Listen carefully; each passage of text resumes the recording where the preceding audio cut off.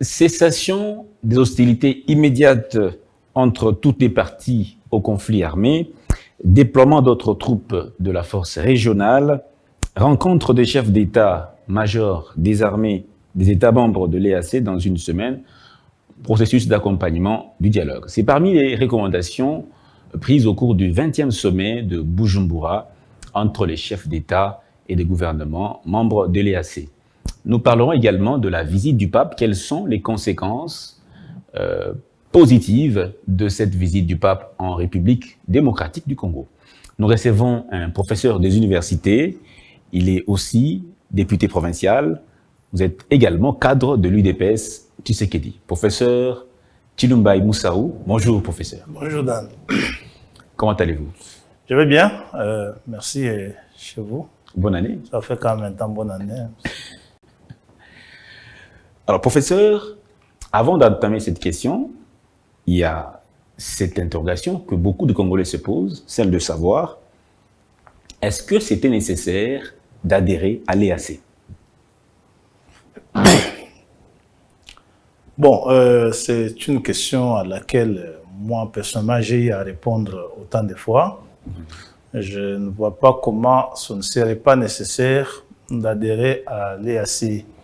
D'abord, l'EAC, comme communauté, il faut dire qu'elle est d'abord économique, parce que c'est dans la logique de ce que l'on a qualifié de pôle fédérateur avec le traité d'Abuja, et que nous avons une grande partie de notre territoire tourné vers cet espace.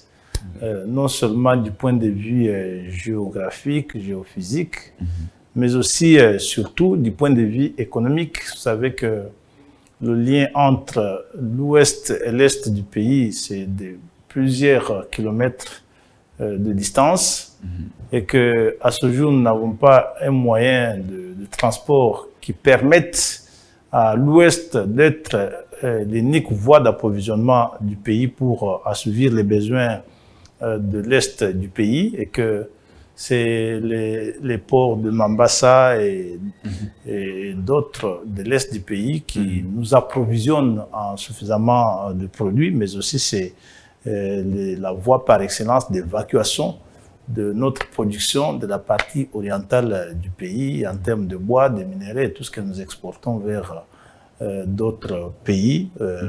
De l'océan Indien, même de la Méditerranée, de l'Atlantique, c'est la voie de sortie.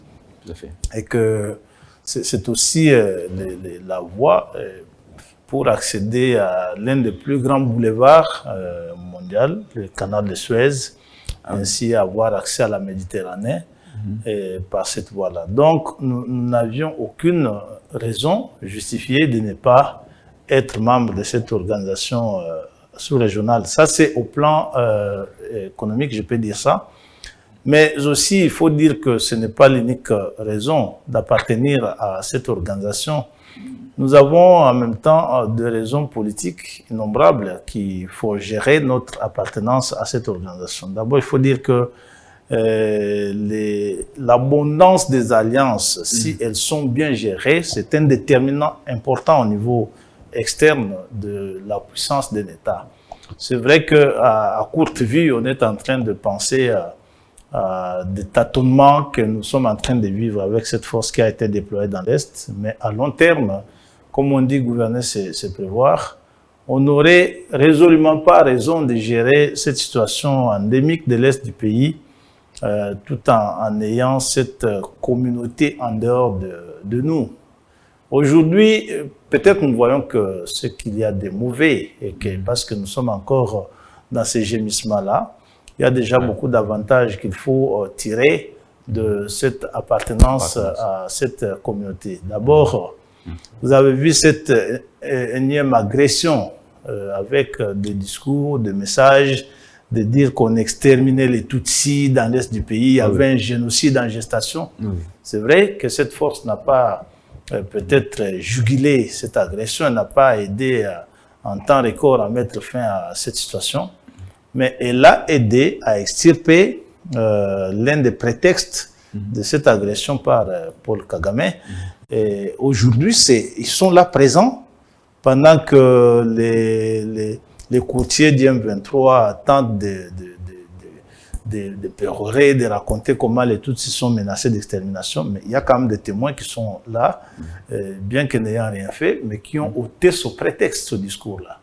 Parce qu'on ne sait pas nous dire dans quel espace du territoire congolais les Tutsis sont en train d'être exterminés. Ça, c'est absolument nécessaire. Je pense qu'il était beaucoup plus intéressant de gérer ces États en étant avec eux dans la stratégie, en étant de l'intérieur, en faisant participer nos ressortissants aux travaux de cette organisation qui est à côté, qui est une organisation voisine. Nous avons avec elle de longues frontières. C'est dans ces pays-là où se réfugient généralement ceux qui font du désordre au Congo. Il était temps qu'on puisse trouver le mécanisme d'ôter tous ces prétextes-là et d'être dedans.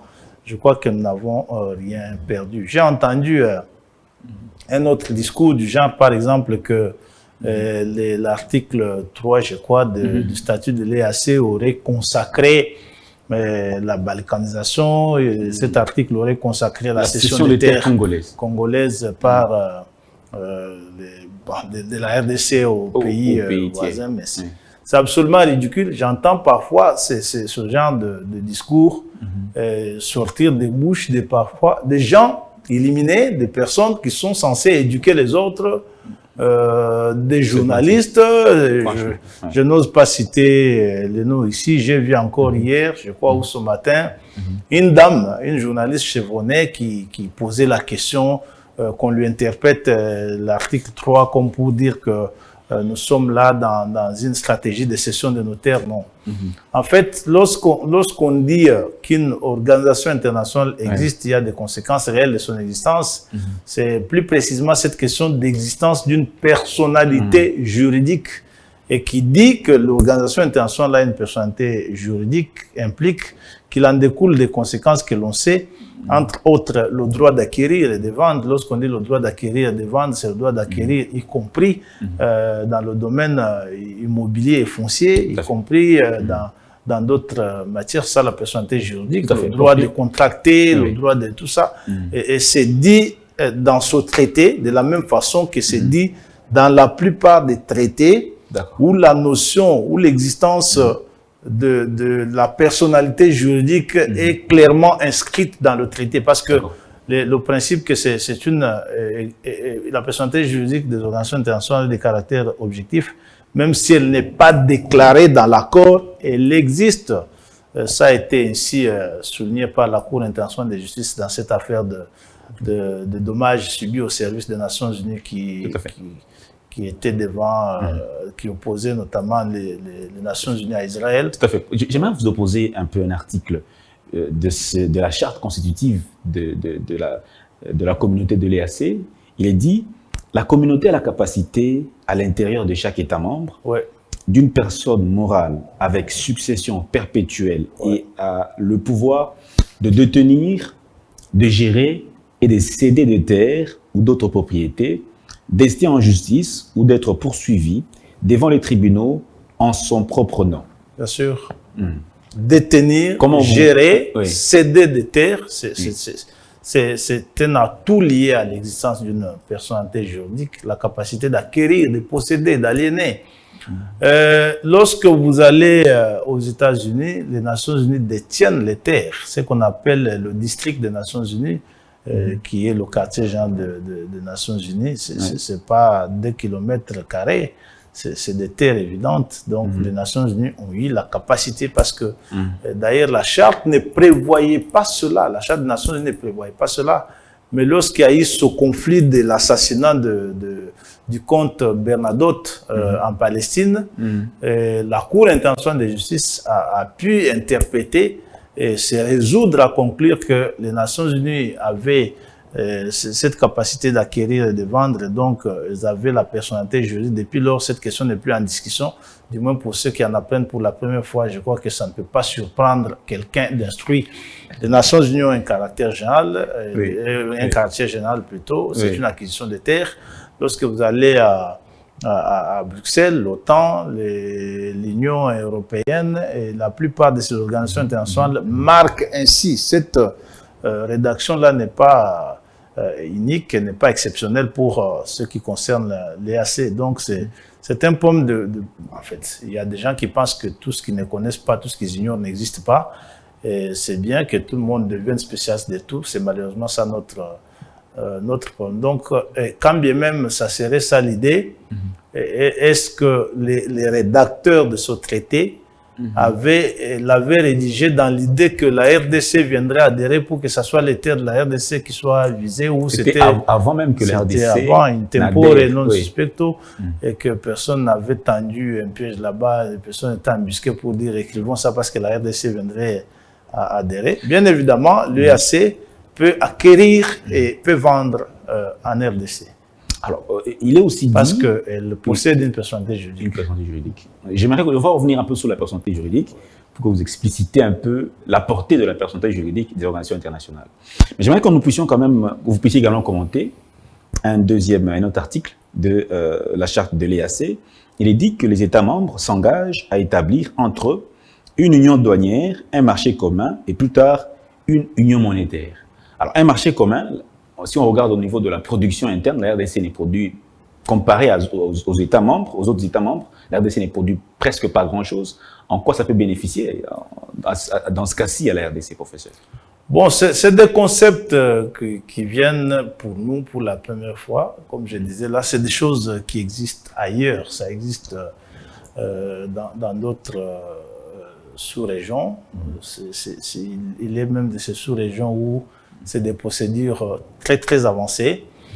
Lorsqu'on parle de l'union douanière, des marchés communs, tout ça, c'est un processus d'intégration régionale. Il est si souvent, comme je dis, il est processural parce que il peut procéder soit du modèle fonctionnaliste ou du modèle néo-fonctionnaliste. Il y a dissolution. Les souverainetés existantes sont sapées de manière progressive pour en reconstituer une qui peut prendre des siècles, qui peut prendre plusieurs années avant d'existence, mais c'est ce qui est envisagé en fait. Lorsqu'on parle d'intégration, il y a plusieurs types d'intégration. Il y a l'intégration politique de type États-Unis d'Amérique, où les États accèdent à l'indépendance, ils se disent nous disparaissons, on crée un super État, on l'appelle États-Unis d'Amérique. Mais il y a de ces intégrations, on appelle ça intégration d'en haut, intégration politique. Mais il y a de ces intégrations d'en bas où les élites sociaux détruisent les frontières avant que la décision politique n'intervienne. C'est ça qui donne lieu à ces processus qui finissent par vider les États de toute quintessence et peut-être à la décision politique de mise en commun de macro-politique. Par exemple, lorsqu'on dit union douanière, c'est déjà une étape très avancée. Souvent, ça commence par ce qu'on appelle les échanges préférentiels. Échanges préférentiels, c'est-à-dire des échanges qui accordent un petit privilège ou par lesquels les membres d'une région s'accordent un petit privilège, commence à évoluer. Qu'après échange préférentiel, il y a ce qu'on appelle la zone de libre-échange. Le libre-échangisme sous-entend cette fois-là la libre circulation des personnes et des biens, c'est-à-dire la suppression de barrières initiales à la circulation. Lorsqu'on dit barrière initiale, on voit entre autres la suppression par exemple des visas et ainsi de suite. Et puis tout ça, c'est des processus, lorsque vous y entrez, c'est un piège dans lequel vous vous trouvez. Il faut soit avancer, soit reculer, parce que à partir du moment que les frontières se sont ouvertes, il y a libre circulation des personnes et des biens, il y a compétition aux frontières. Vous avez désormais une seule frontière internationale et qu'il faut uniformiser. Il faut uniformiser, par exemple, les taxes douanières pour que les États membres de la communauté ouverte n'aient pas la possibilité de se rouler les uns contre les autres par rapport au taux, par exemple, d'imposition au niveau de la douane. C'est comme ça qu'on passe à ce qu'on appelle la taxe extérieure commune. On clôture, en fait, la parcelle pour que lorsqu'une voiture entre par Pointe-Noire, on sait qu'elle est achetée en Allemagne à tel prix, à la douane, elle paye autant, et que pour qu'elle soit vendue dans l'espace, que la concurrence soit favorisée, il faut que la douane soit la même à Pointe-Noire qu'à Matadi, par exemple. On appelle ça taxe extérieure commune. Et bien après, c'est ça l'étape. Est-ce que ça ne va pas combattre la production locale? Ça ne combat pas la production locale. Le mécanisme, en fait, il est fait pour l'émulation mutuelle. Il faut que les États, parce qu'il y a compensation de ce qu'on appelle les avantages comparés. Il y a des spillover, des ramifications. Vous verrez que si vous observez bien, lorsque vous arrivez à Goma, vous regardez la ville de Goma, vous regardez le mode de production, le mode de consommation, ça se ressemble un peu au mode de production, mode de consommation qu'on trouve à Gisenyi, au Rwanda, parce que les gens transfrontaliers là, il y a le phénomène d'abord rédentaire qui fait que les gens développent non seulement les mêmes habitudes en termes du marché, en termes de production, mais aussi les mêmes habitudes en termes de consommation. Et ça fait, c'est pourquoi je t'ai dit, les élites d'en bas détruisent les frontières avant que les politiques ne viennent décider. Donc ça ne détruit personne. Maintenant, c'est un monde de compétition. Normalement, nous, en Afrique, on y va peut-être brutalement et mal. Vous voyez un peu comment en Afrique, nous, on prend l'Union parce qu'il y a l'Union européenne, nous aussi, on crée l'Union européenne. Africaine. Non, l'Union africaine, parce qu'il y a marché commun, nous aussi, on crée marché commun. Marché commun, c'est pas un décret. C'est des processus, je t'ai parlé de l'intégration processuelle. Processurale.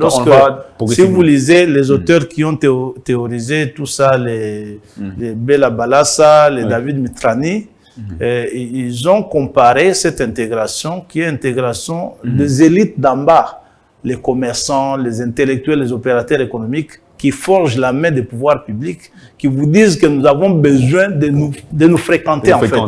Et les pouvoirs publics suivent la décision des élites d'en bas. Ça, la différence avec l'intégration politique telle qu'elle s'est vue aux États-Unis, où la décision politique précède, et puis l'économique et le social viennent après. Quand vous dites des décideurs d'en bas, vous faites allusion notamment à la décentralisation? Non, les décideurs d'en bas, je vois les commerçants.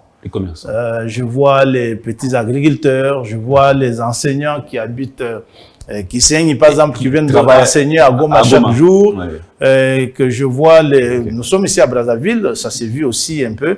Vous voyez, cette proximité nous oblige d'avoir un regard flexible sur les modalités de migration. Est-ce que vous allez vraiment imposer aux gens d'accéder au visa de la même façon qu'ils les obtiennent pour aller à Bruxelles alors que vous êtes tellement voisins? Il y a même autour de notre pays, ici, moi je suis allé dans le Congo central, en Vula, Yanga, Songalumwenu, partout là, les gens quittent chaque matin, tout un village quitte chaque matin au Congo et cultivent en Angola chaque jour. Toute leur vie, c'est comme ça parce que leurs champs sont en Angola. Et il n'y a pas de, pas de police de frontières. Non, mais la police de frontières constatera qu'on ne donnera pas de visa à cette moment-là chaque jour pour aller en Angola. C'est ça qu'on appelle les élites d'en bas. Des activités qui vous obligent au finish de dire non, il faut faciliter ça. Il faut faciliter. Au finish, on peut libérer, c'est ça, on dit libre circulation des personnes et des biens. Et puis, ce processus-là évolue. Lorsqu'on dit marché commun, c'est une étape très avancée. Très avancée. Parce qu'on ne peut pas avoir un marché commun là où on a des taxes douanières différentes. Là où les barrières tarifaires et non tarifaires n'ont pas été préalablement supprimées. Lorsqu'on dit marché commun, on voit même l'uniformisation de prix par le fait de la facturation et de l'accès aux facteurs de production. C'est pas que ça vienne... du coup, comme ça résout le problème. Mais avoir une unité monétaire, une union monétaire, c'est l'étape beaucoup plus avancée encore. L'unité monétaire, normalement, ça vient, on ne peut pas avoir une monnaie, en fait, commune. Regardez un peu ce que c'est vu ici. Un peu comme la zone CFA. CFA. Là où les frontières sont hermétiquement fermées. Donc, vous êtes déjà à la monnaie commune. Les frontières sont encore hermétiquement fermées. C'est des incohérences qui font que par moment, les choses ne fonctionnent pas normalement bien. Donc, il y a toutes, d'ailleurs, Bella Balassa a établi 5 étapes importantes. Vous avez la zone d'échange préférentiel, vous avez la zone de libre-échange, vous avez l'union douanière, vous avez l'union économique et monétaire, et puis vous avez le marché commun. Le marché commun. Voilà. Là, on est à l'étape qu'on peut qualifier d'intégration économique réussie qui appelle qu'une décision politique vienne unifier les unités préexistantes pour en reconstituer une qui soit supranationale, bien évidemment. Merci beaucoup, professeur. En droit, on parle du droit communautaire. Droit communautaire. Ce n'est pas du droit international public ou du droit constitutionnel. Voilà. Wow. Merci beaucoup, professeur. On va maintenant prendre les résolutions ou les recommandations de Bujumbura. J'en ai cité quelques-unes ici. La cessation immédiate des hostilités entre toutes les parties au conflit, les déploiements d'autres troupes de la force régionale, la rencontre des chefs d'état-major des armées des États membres de l'EAC et processus d'accompagnement du dialogue.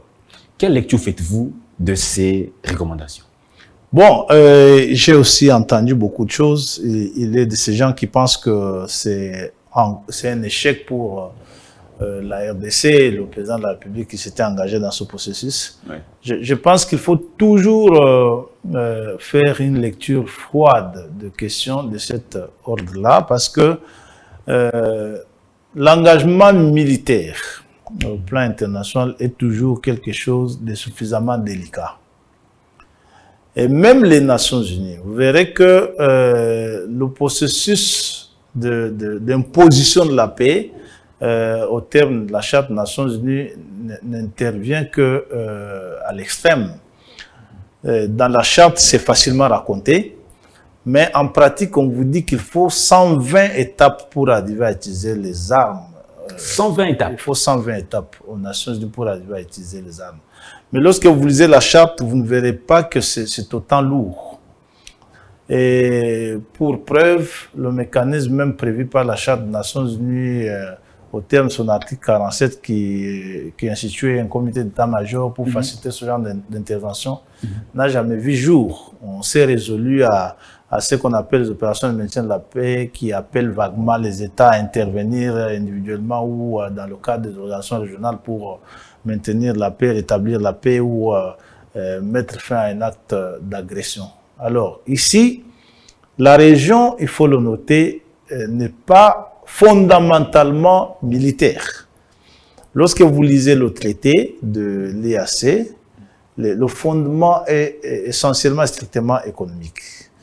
Alors, si l'on arrive au déploiement des armes, au déploiement des militaires pour résoudre une crise militaire dans un État membre, la compétence que ces militaires-là, ou plutôt que les États utilisent, ils ne la détiennent pas directement du traité de l'EAC.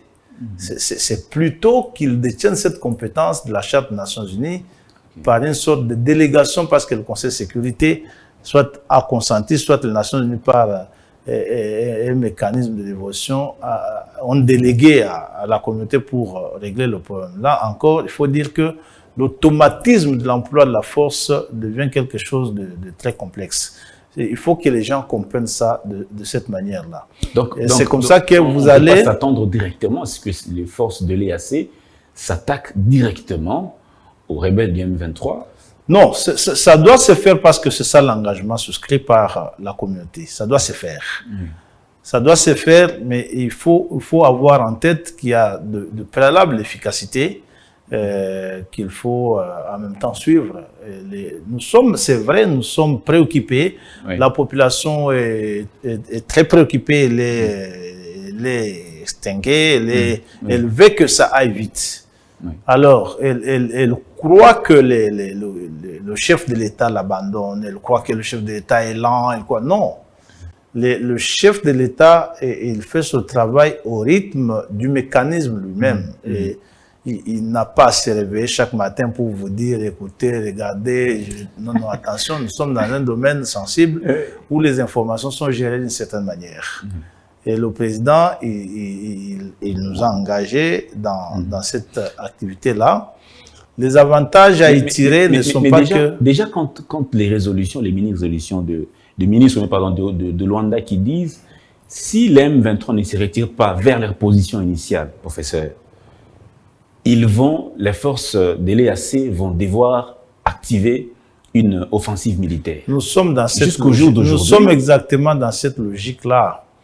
L'article 53 de la Charte des Nations Unies prévoit cette possibilité que les mécanismes régionaux règlent les problèmes. Et dans le système, on donne toujours primant au règlement pacifique et à l'amiable, et ensuite au règlement éventuellement militaire. Et le déploiement de troupes dans un contexte où il n'y a pas de contingents prépositionnés, comme on les appelle, parce que lorsque vous allez par exemple dans une alliance comme l'Organisation du traité de l'Atlantique Nord, il y a un prépositionnement qui rend automatique la réaction en cas d'une agression d'un État tiers contre un État membre de l'OTAN. C'est ce que l'on a pensé mettre aussi dans la Charte des Nations Unies avec l'article 47, mais c'est qui n'a pas fonctionné. Ici, il faut que notre population comprenne qu'il n'y a pas de contingent prépositionné. Lorsqu'on prend une décision d'une action militaire offensive, de la prise de cette décision-là, à l'organisation des troupes à déployer, au déploiement, à l'étude du terrain, ça peut bien prendre du temps. Et les questions militaires, moi, je n'ai pas besoin que l'on nous les mette sur la table. Je n'ai pas autant de curiosité qui m'oblige de savoir ce que cette planification est en train de donner. Je m'en tiens à l'engagement pris au départ, celui de dire que si les M23 ne se retirent pas volontairement, conformément aux résolutions de Luanda, on devrait forcer leurs mains. Moi, je m'en tiens à cela. Quant aux modalités, je pense que notre population a toutes les raisons de développer un peu de patience. Cette crise, elle n'est pas une crise comme les autres. Oui. Mais la rencontre des chefs d'état-major des armées, des États membres de l'EAC, on dira bientôt dans 5 jours, plus ou moins 5 jours que cette rencontre-là. Mais les états-majors des forces de l'EAC, il y a le Rwanda qui est accusé d'agresser la RDC, mais son état-major sera également, sauf erreur de ma part, sera également membre sera également de la partie. Comment est-ce que... Bon, d'abord, il faut vous assurer d'une chose, que parce qu'il s'agit que la communauté intervienne, toute décision qui sera prise sera à la portée du Rwanda. Le Rwanda en sera informé. Dans ce genre d'activité, en même temps qu'on utilise le postulat militaire, c'est la diplomatie qu'on renforce. Parce que tout cela porte des signaux d'avertissement contre l'État récalcitrant, contre l'État qui se démarque de la ligne tracée par l'ensemble de la communauté, qui peut trouver au finish que son petit jeu a été découvert et comprendre que ça ne sert à rien que le sang coule, que l'instabilité continue de s'étendre dans la région. En fait, personne n'est épargné et le Rwanda le sait. Lorsque Kagame tient à tout prix que l'Est du pays soit une poudrière, je ne pense pas qu'il a pitié de son propre petit pays. Et les Congolais ont suffisamment d'espace pour se réfugier, ce qui n'est pas le cas avec le Rwanda déjà très étouffé. Et personne n'a intérêt à ce jour que cette situation perdure. Moi, je pense que les évolutions de ces derniers moments, c'est une illustration que cette aventure tend vers sa fin. Parce que en réalité, ce que le président Tshisekedi a fait de génial dans la gestion de cette crise, c'est que tous les non-dits de ces 30 dernières années apparaissent désormais au grand jour. De plus en plus, les gens ont cassé avec l'hypocrisie et dévoilent clairement qu'il s'agit du Rwanda qui est à la base de cette réalité autrement insensée, absurde.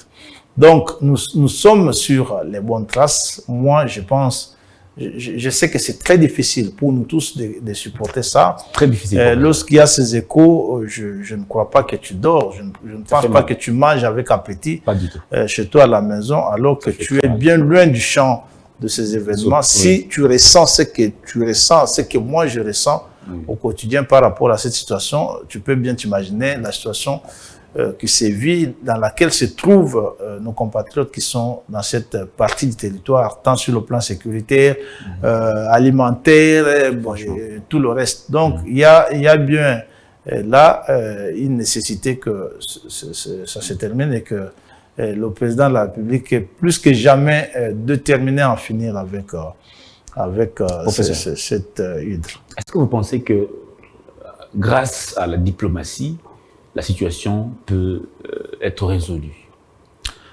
Je suis parfois, par moment, je ne dis pas toujours, je suis par moment trop idéaliste.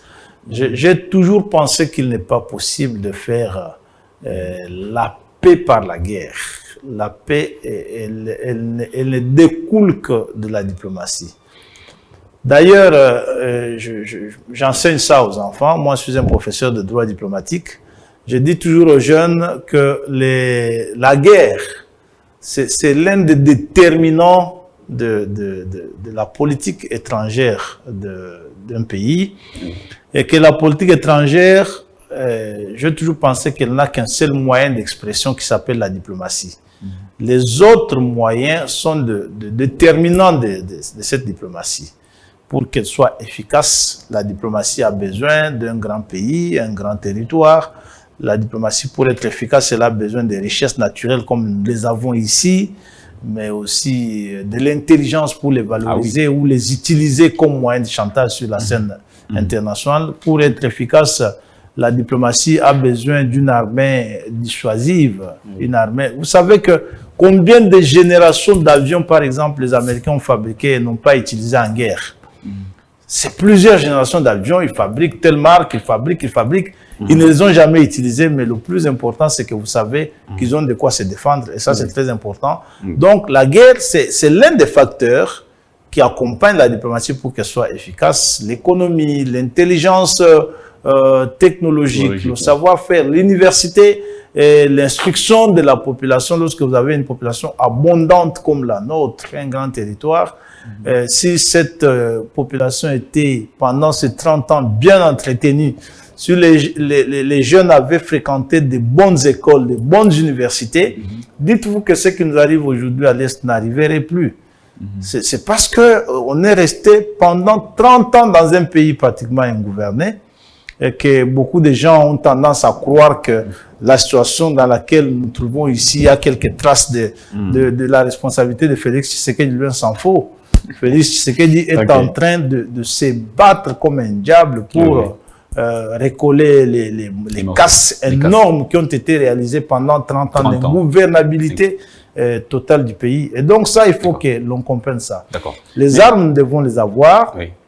Et pour s'armer, attention, beaucoup de gens pensent que j'entends aussi ceux qui disent on a levé l'embargo, il n'y a plus de prétexte, il n'y a plus de prétexte. Non. D'abord, le marché d'armes, c'est pas un marché de vestes. Ou maintenant, là, si tu as un petit souci et que tu veux organiser l'émission, tu peux descendre tout de suite, là, tu cours, tu en ramasses une. Il suffit que tu aies l'argent en poche, tu enfiles, tu es bien propre, tu fais ton émission. Les armes, c'est une chaîne. On les achète, c'est chez celui qui les fabrique. Et lorsque on veut les vendre à autrui, il faut l'autorisation de celui qui les a fabriqués. Vous êtes en train de vivre la situation de chars Léopard 2 entre l'Allemagne et la Pologne et d'autres pays à qui l'Allemagne avait fourni ces chars. Aujourd'hui, ils ont bien la volonté de livrer ces chars à l'Ukraine. Ils ont dû attendre l'autorisation de l'Allemagne parce que c'est elle qui détient le secret de réparation des pièces de réchange. Si vous vous mettez à vendre sans son autorisation, donc on peut bien lever l'embargo et personne ne vous les vend. Ça, il faut que nos compatriotes le sachent. Et quand bien même on vous les vendrait, ça ne va pas. Le processus d'achat des armes, dans un monde où c'est une denrée très prisée aujourd'hui depuis le déclenchement de la guerre en Ukraine, c'est très important. Vous pouvez aller en France, là-bas, vous demandez 10 canons César, on vous dit que vous les aurez en 2028. Mais vous les aurez en 2032. Vous passez des commandes, vous attendez qu'on les fabrique. Les armes déterminantes pour agir efficacement sur un terrain militaire aussi complexe, c'est pas des armes que vous allez acheter jour en jour. L'effet positif pour la RDC de voir cette notification levée, c'est à quel niveau, professeur? Non, c'est au niveau que d'abord notre secret de défense peut être préservé, parce que la notification, c'était que lorsque vous passez une commande, le fournisseur doit informer le comité des sanctions des Nations Unies que le Congo a commandé telle arme. Et si l'on sait combien de complicité il y a dans cette affaire, le même jour, notre ennemi numéro 1, le Rwanda, est informé que le Congo a commandé telle arme et que lui reçoit chaque jour ici l'argent de l'Union européenne pour son armée, il oriente dans cela. Mais il faut dire que pendant ces 30 ans depuis le génocide, ou les génocides rwandais au pluriel, parce qu'il n'y a pas eu un seul génocide entre 1994 et aujourd'hui, il y en a eu plusieurs. Depuis 1994, le Rwanda de Kagame a fait des armes son obsession.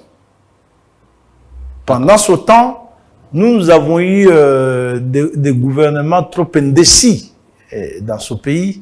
Et cette indécision qui a duré 30 ans a fait que rien n'a été en fait préparé, au point que même au plan stratégique, nous avons amené le loup dans la bergerie. Ici, on a eu un chef d'état-major général rwandais ici qui est parti avec tous les plans de défense militaire, de toute notre stratégie de défense et toutes les informations stratégiques de notre pays qui les a. Ils savent lire notre conception, notre doctrine militaire et tout ça.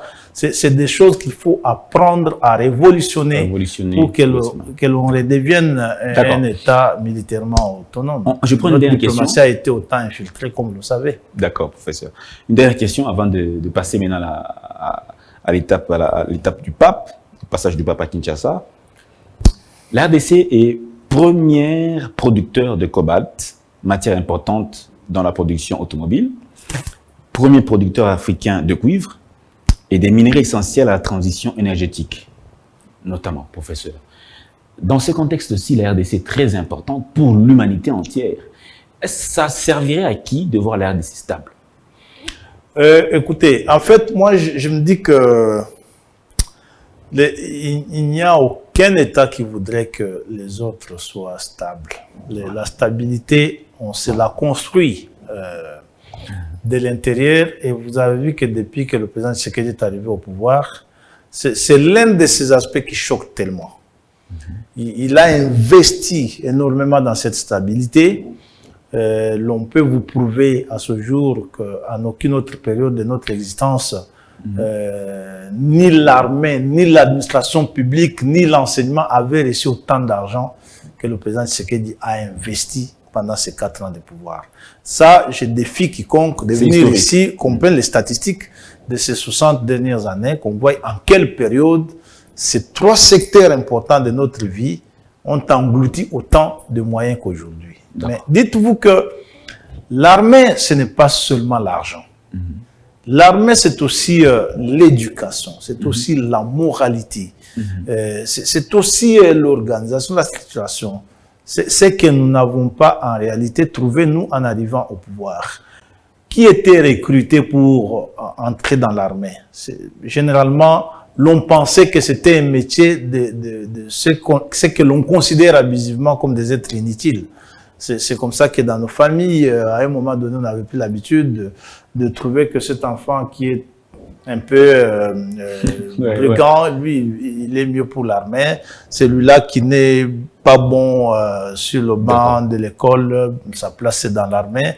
Celui-là qui est très impoli avec toute la famille, qui menace tout le monde, sa place c'est dans l'armée. C'était ça la conception de l'armée que nous avions dans ce pays-là pendant de très longues années. Et pourtant, l'armée, c'est un serment très important. Lorsque vous entendez les jeunes dire jusqu'au sacrifice suprême, il faut que ça sorte du fond de quelqu'un qui en a conscience, qui sait à quoi il s'engage. Lorsqu'un prêtre va, il dit, je m'engage au célibat consacré. Je mourrai célibataire, je n'aurai pas d'enfant. Tu vois à combien d'années d'études il est forcé pour comprendre à quoi il s'engage. Il faut étudier le petit séminaire, il faut aller faire la philosophie, il faut étudier la théologie.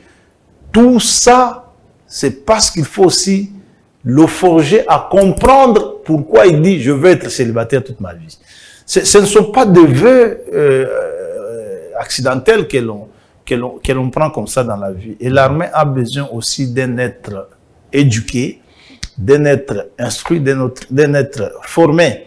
Alors, il faut voir l'état de l'école que nous avons trouvé, qui ne permettait pas que cette armée ait du personnel ainsi aguerri. C'est des réalités que nous avons vécues. Donc, il faut partir avec le tout.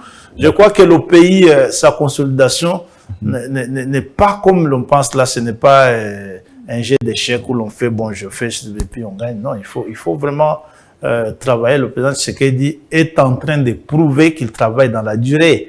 Bien sûr, notre population est fatiguée de tout ça. Ça fait 30 ans que les gens... il y a des gens qui sont nés dans la guerre. Plus tellement toutes ces explications-là.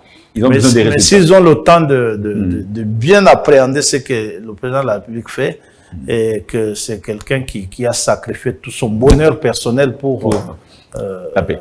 Alors, professeur, le passage du pape, on est en train de finir, je pense que ce sera la dernière question, le passage du pape. Il a dénoncé le fait que les colonialismes modernes, il a dénoncé le fait qu'il y a des mains qui sont sur l'Afrique et sur la RDC. Est-ce que vous pensez que son passage ici au Congo peut apporter la paix dans l'Est de la RDC et on dira même avoir une incidence positive sur tout le Congo? Oui, mais pourquoi pas? D'abord, il faut noter que l'activité du pape, les voyages du pape, constituent les visites d'un chef d'État les plus suivis au monde. Le plus suivi au monde? Oui, il n'y a pas un chef d'État dont les voyages à l'étranger sont suivis comme le pape. Aujourd'hui, la radio Vatican, par exemple, comme symbole de cette grande influence du pape au monde, c'est la radio la plus captée dans des milieux les plus même reculés, c'est-à-dire là où les gens n'ont pas l'occasion de savoir ce qui s'est fait au travers de France 24 et d'ailleurs. C'est-à-dire que... La radio pénètre. Oui, c'est un facteur, un vecteur très important de la puissance papale. Et la représentativité, c'est l'un des plus grands réseaux diplomatiques au monde. Les plus grands réseaux? Oui, c'est l'un des plus grands réseaux diplomatiques au monde. Le réseau diplomatique du pape, je crois qu'actuellement, il vient en deuxième ou en troisième position au monde, c'est-à-dire lorsqu'on compte les États qui ont le plus grand nombre de représentations diplomatiques au monde, le Saint-Siège, il est compté parmi. Et c'est donc un coup de maître pour un président qui, au bout de ses 4 ans du pouvoir, a réussi à déplacer un chef d'État d'une telle dimension, d'une telle ampleur, et que cette visite a permis que le monde entier sache qu'il se passe quelque chose d'anormal au Congo. Il ne faut pas prendre ça pour un fait bénin. C'est comme ça qu'au-delà de toutes les petites polémiques que moi je suis ça et là, le plus important qui devrait nous intéresser, c'est cela. Ce n'est pas une visite une visite strictement missionnaire ou catholique comme les gens le pensent tant. C'est d'abord un chef d'État qui est venu en visite d'État, c'est ensuite un pasteur d'une église qui est venu... Mais comment commenterez-vous ces propos du cardinal Ambongo qui dit les peuples congolais souffrent dans sa chair et dans son âme, souffrent énormément dans sa chair et dans son âme? Comment commenterez-vous ces propos? Non, le cardinal, il a son peuple qu'il visite, dont il connaît le type de souffrance auquel il a fait allusion. Mais moi, ce n'est pas cela qui me préoccupe tant. Le pape est venu ici en une période particulièrement très difficile. Et parce que nous disons que c'est un grand porte-parole, donc sa visite a fait que les caméras du monde entier, j'ai dit qu'il n'y a pas une visite diffusée au monde comme la visite du pape. Et qu'à cette occasion, si on m'accordait une seconde pour dire quelque chose en face du pape, parce que je sais que ça serait le propos le plus suivi au monde en cette seconde-là, je lui parlerai de la souffrance de notre peuple dans l'Est du Congo, nous imposée notamment par ces charognards du monde entier qui, derrière Paul Kagame, ne jurent que par le meurtre, par le sang pour exploiter nos richesses. Et que les Congolais devraient comprendre que cette guerre n'est pas seulement une guerre du petit Rwanda contre le Congo. Oui, oui. C'est une guerre de tous les grands prédateurs de la jungle internationale ici, qu'il faut gérer avec beaucoup d'intelligence et une perception froide, pas avec des agitations et consorts. Et moi, j'encourage le travail extraordinaire que réalise le président de la République, que j'invite notre peuple à davantage prier pour lui, à l'accompagner, à soutenir cette action pour qu'une fois pour toutes, cette bêtise s'arrête. En fait, moi, je prends le bon côté, c'est le coup de maître. Le pape s'est déplacé, il est venu à Kinshasa, et c'est la preuve que de plus en plus, le pays a ce qu'il n'a plus depuis 30 ans, qu'il devient accessible, il devient ouvert, les gens peuvent le côtoyer. C'est aussi un message, même au plan économique. Ceux qui ont vu le pape atterrir ici à Kinshasa, ils ne l'ont pas vu entouré de chars de combat, tout ça.